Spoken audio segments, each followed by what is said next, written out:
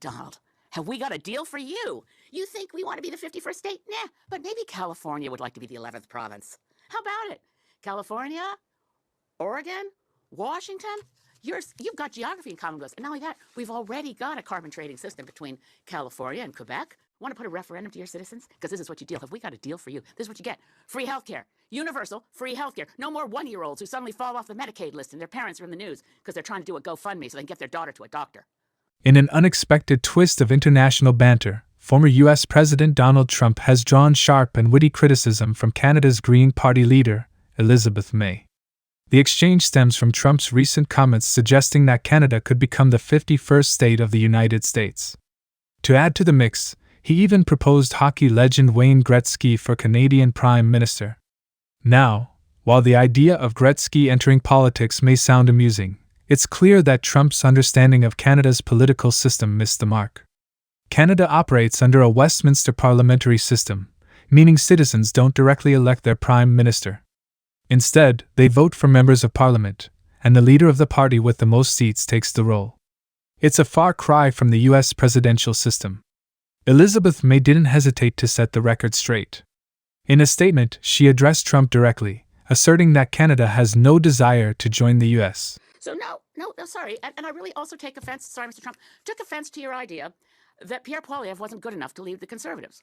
Wayne Gretzky, I mean, he's great. He is the great one. He skates to where the puck is going. It's not going to MAGA. The puck is on a Canadian ice rink. And by the way, Mr. Trump, please, before making public pronouncements that Wayne Gretzky should run for Prime Minister, give yourself or get yourself a briefing on the nature of parliamentary democracy, a Westminster parliamentary system, and a constitutional monarchy where no one runs for Prime Minister. We have elections for members of Parliament. We don't get to pick and choose among our billionaire friends for who gets a seat at the cabinet table. If they're not an elected member of Parliament, well, Canadian system is different from that of the United States of America. I suggest that Mr. Trump find one of his grandchildren's school books and look at the year 1776, which may explain a few things to him about why our systems of government are different. I don't want to belittle Mr. Trump. But she didn't stop there. Her response was both sharp and creative. May joked that perhaps it's the other way around, that states like California, Oregon, and Washington might consider joining Canada instead. She pointed out the benefits: universal healthcare, strict gun laws, and safer streets. In her words, it could be a great deal for those states. Hey, Donald, have we got a deal for you? You think we want to be the 51st state? Nah, but maybe California would like to be the 11th province. How about it? California, Oregon, Washington? You've got geography in common with us. And not only that, we've already got a carbon trading system between California and Quebec. We've got some strong alliances on our west coast from British Columbia. There's been a lot of academic papers on the idea of Cascadia. So California, Governor Newsom, and Washington State, Jay Inslee, and newly elected Governor of Oregon, Tina Kotek. How about it?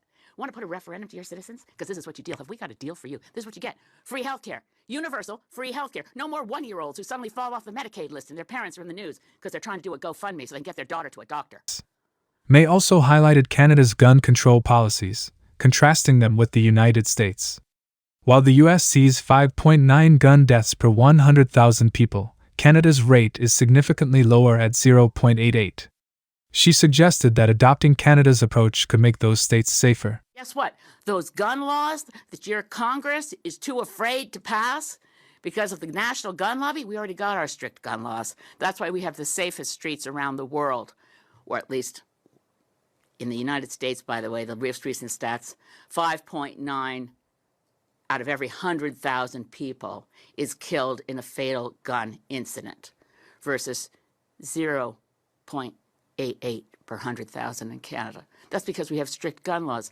California citizens, Oregon, Washington, safer streets. Here we already have good gun laws. And in another humorous twist, May extended a warm welcome to Vermont Senator Bernie Sanders, proposing he become a Canadian citizen in the hypothetical province of Vermont. Stop there. Donald, think about it.